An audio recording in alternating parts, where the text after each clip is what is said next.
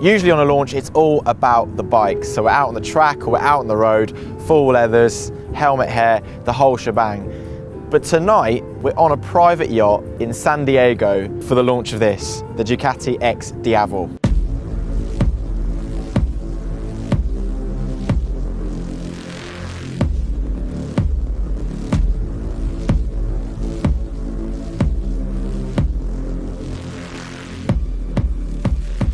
Ducati always have a really special way of launching their bikes, whether it be the 1299 in Portimao, the Scrambler in Palm Springs, but something feels a bit extra special about this bike and this launch, and so we want to give you an insight into what we get up to on these trips.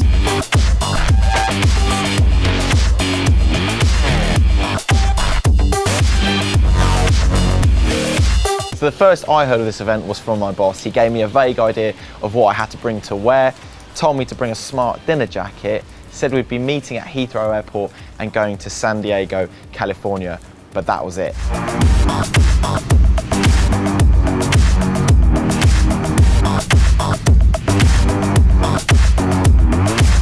So as I said, Ducati are making a massive effort with this one. They're putting bikes on boats.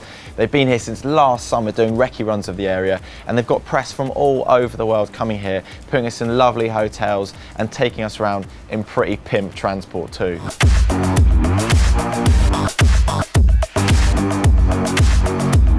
So the boat wasn't just for show, we weren't just eating on it. They also took us on a big trip around the harbour.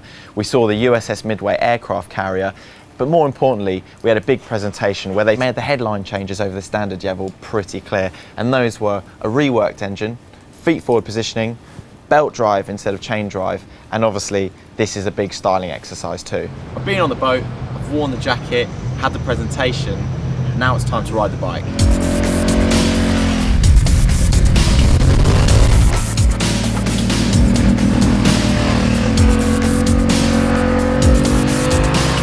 I've only had about 5 minutes on this bike, but the torque on it is mental. On the standard Diavel, it's kind of the usual torque curve. It goes flat, flat, and then it goes up. This is just like right up there straight away. It has a small dip, and then it goes back up again, but it makes max torque at 5,000 RPM. And the difference that you can feel compared to that standard bike is massive. It genuinely, it feels like an absolute beast underneath you.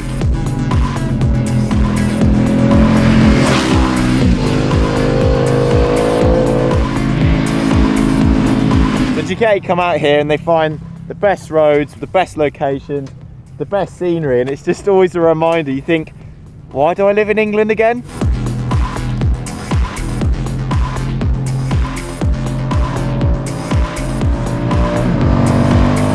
I feel like I'm James Bond and I've got a red ejector button seat. There's a little button here called DPL right behind the brake reservoir, and if you press that, that's Ducati Power Launch, which is a new feature on this bike.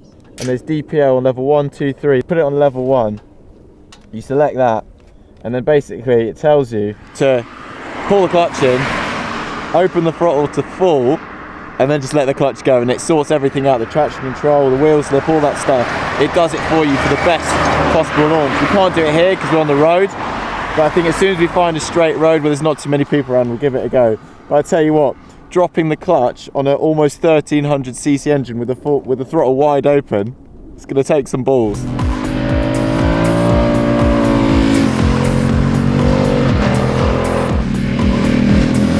So Ducati was saying in the press conference last night that the S model is actually the way they envisaged the bike to be from the start, and the base model is just a cheaper option to that. We've been riding the S model this morning, and unlike Ducatis in the past, the S is less about performance. So there's no Öhlins suspension difference, there's no higher horsepower figures or anything like that. The only performance upgrade on this S model over the base model are the M50 Brembo monoblocks. Other than that, what changes do you get? The wheels are different. I'm going to try and remember everything. You get a brushed aluminium swing arm, you get brushed aluminium side plates, different radiator side covers, daytime running lights, you get a Bluetooth infotainment system, and a big difference is the glossy tank. You also get a different seat, billet mirrors, machined cam belt covers, and a DLC coating, which is Ducati's diamond-like coating on the forks, which give them that black look on the stanchions. A lot of the time when we come to these launches, we're confined to a bit of a group, but today we're really lucky because we've got Giulio, who's the recce rider. So you come out here a few weeks before, you find these cool roads, these cool locations. How long does it take to find stuff like this? Yeah, we started looking about this road since this last summer, and you are lucky because we found the American road. So you got stuff for the straights, and then we've just gone through some twisty stuff.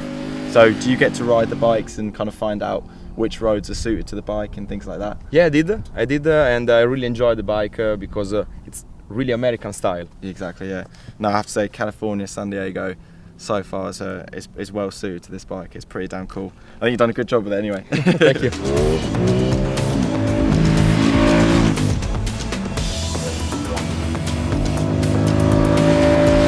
Just off lunch, we've been riding on the X-Diavel S this morning.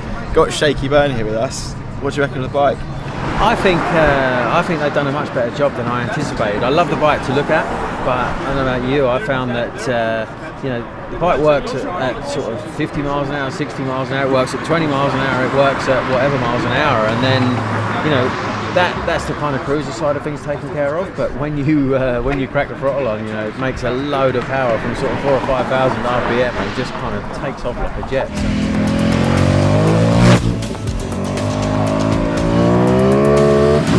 When Ducati released the standard Diavel, their slogan for the bike was "Don't call me a cruiser," and I imagine it's got something to do with the fact they didn't want people having negative connotations of what they associate with a cruiser.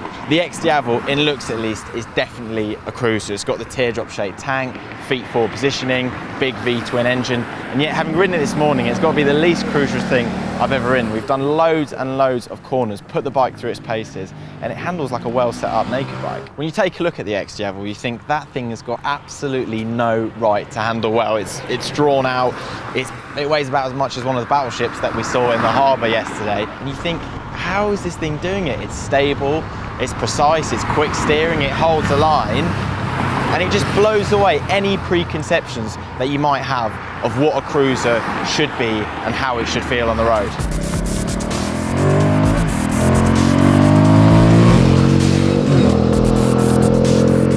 Now, Ducati said that this is an engine with a motorcycle built around it. It is all about the engine, and it's a new one at that. It's 1262cc, so almost 1.3 litres, and it's got that desmodromic variable valve timing, the same unit as in the Diavel and also in the Multistrada, but it's slightly down on power compared to that standard Diavel. That makes 162 horsepower. This one's at 156 horsepower, but the difference is that torque figure. Where the standard Diavel makes its max torque figure at around 8,000 RPM, this is at 5,000 RPM. And on the road, it is massively noticeable. You can chuck it in 6th gear at 50 miles an hour, crack open the throttle to the stopper, and there's a momentary judder, and then this thing, with that 240 section rear tyre, just spits the earth backwards. This thing has got bottom end, it's got mid-range, it's got top end, it's quick revving.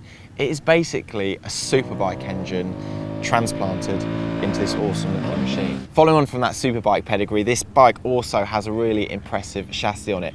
The standard Diavel has got a max lean angle of 41 degrees, and no one's ever accused that of being a slouch in the corners. Usually, cruisers have a max lean angle of about 27, 28, that's what you get really from a Harley. This thing bottoms out on the pegs at 40 degrees. Now, we've been bombing it around the mountains all day today, and I haven't decked the pegs out once, and I'm not gonna lie, we've been going for it. A few things that stood out to me, really stood out.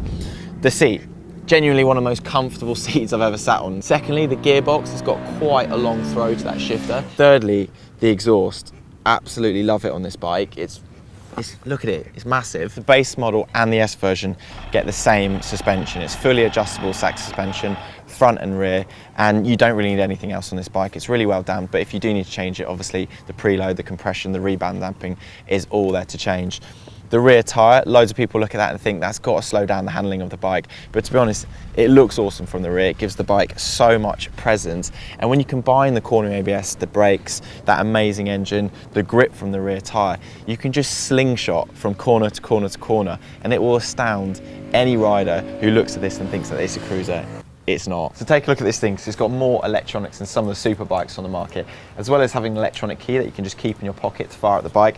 It's got that Ducati power launch system, the launch control, cornering ABS, self-cancelling indicators, cruise control, and then there's also a full riding mode system. So there's 3 options to choose from: sport, urban and touring, and every single one is completely adjustable. So you can change how much power the engine puts out from high, medium to low. There's also ABS and how much it cuts in, and then there's 9 different settings on that traction control system from off to level 8. Obviously I've been raving about this bike today, but good things do come at a cost. We're on the base model at the moment, which is the matte black tank, lower spec brakes, different wheels, different seat, and it comes in at 15,395. If you want the S model, which has the glossy tank, the forged aluminium bits, the different wheels, the different seat, the higher spec M50 brakes, that's 18,395.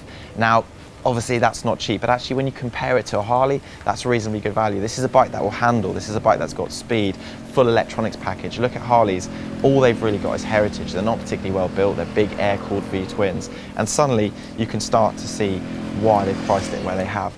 And that is why we're here in San Diego, California, because obviously Ducati wants a bit of that American market. They want to take some sales away from Harley. Obviously we've been treated like kings the last few days. We've had fantastic roads, great sunny weather. We've been on a boat, we've been with shaky burn, we've done everything that you'd really want to do. So when you say something good about the bike, it can probably come across as lip service, but it's our job to see through that stuff. And any compliments that we give the bike is because it deserves it. And if you don't believe us, go for a test ride. Go for a test ride, because this bike will prove you wrong.